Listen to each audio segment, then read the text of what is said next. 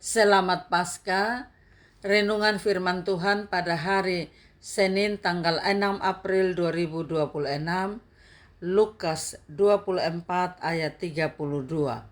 Kata mereka seorang kepada yang lain, "Bukankah hati kita berkobar-kobar ketika ia berbicara dengan kita di tengah jalan dan ketika ia menerangkan kitab suci kepada kita?" Tema hati yang berkobar di jalan ke Emmaus. Banyak orang Kristen yang tidak merespon berita kebangkitan Kristus, bersikap dingin dan biasa saja, tidak antusias sedikit pun. Mereka menganggap bahwa peringatan kebangkitan Yesus tidak lebih dari sekedar tradisi tahunan orang Kristen. Sikap kurang antusias juga ditunjukkan oleh murid Yesus sendiri. Bahkan 2 orang di antara mereka memilih meninggalkan Yerusalem menuju ke Emmaus. Kota Yerusalem berarti kota sejahtera. Justru mereka tinggalkan dengan perasaan yang teramat kecewa dan pedih hati. Karena peristiwa penyaliban dan kematian sang guru yang mereka harapkan membawa pemulihan bagi Israel dan tampil sebagai raja yang dapat membebaskan mereka dari penjajahan. Kedua orang yang berjalan ke Emmaus dengan langkah berat dan hati hancur, mereka membicarakan peristiwa tragis yang baru saja terjadi tentang Yesus. Semua keyakinan mereka runtuh dan tersisa hanya kebingungan dan kekecewaan. Namun di tengah perjalanan, Yesus yang bangkit mendekati mereka dan berjalan bersama mereka, walaupun mereka tidak mengenalnya. Yesus tidak langsung menyatakan siapa dirinya. Ia justru membuka kitab suci, menjelaskan segala sesuatu tentang Mesias, dan menyatakan pengertian mereka dari firman. Hati mereka mulai merespon, meskipun mata mereka belum terbuka.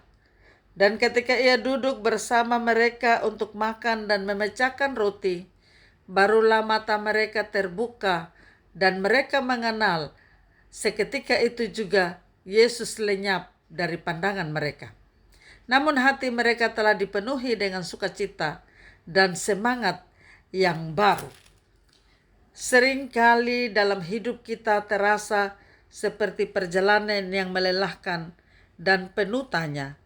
Seringkali kita merasa sendirian, padahal Tuhan sedang berjalan di samping kita dalam rupa orang asing.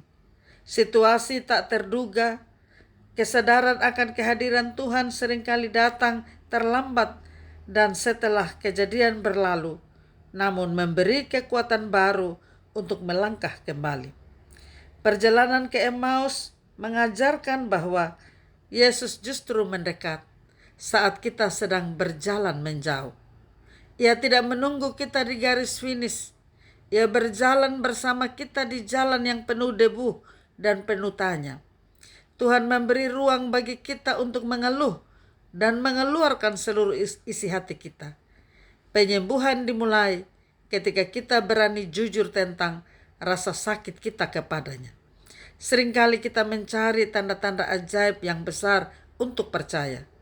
Namun Emmaus mengingatkan bahwa kedamaian batin seringkali datang lebih dulu, mendahului pemahaman yang mendalam tentang makna hidup dan kebijaksanaan spiritual.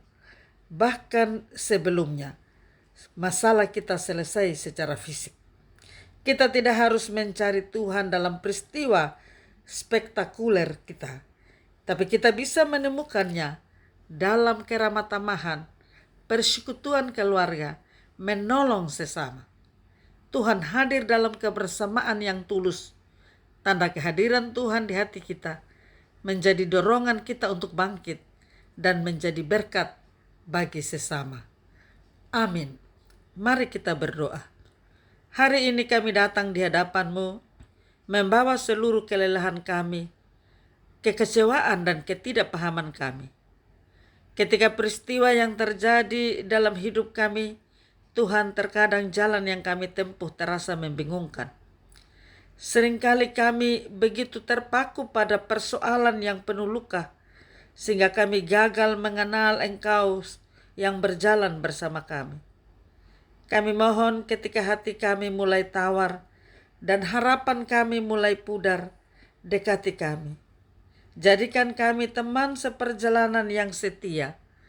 Biarlah setiap langkah perjalanan kami menuju Emmaus pribadi menjadi momen di mana kami mengenalmu. Dan setelah dipulihkan oleh kehadiranmu, utuslah kami kembali ke Yerusalem, membagikan kabar sukacita bahwa Engkau benar-benar hidup dan menyertai kami sampai akhir zaman. Di dalam nama Tuhan Yesus Kristus, yang memberkati kami, yang bersama kami, menyertai kami panjatkan doa ini. Amin. Salam, Tuhan Yesus memberkati. Saya Pendeta Yuliana A. Ambo.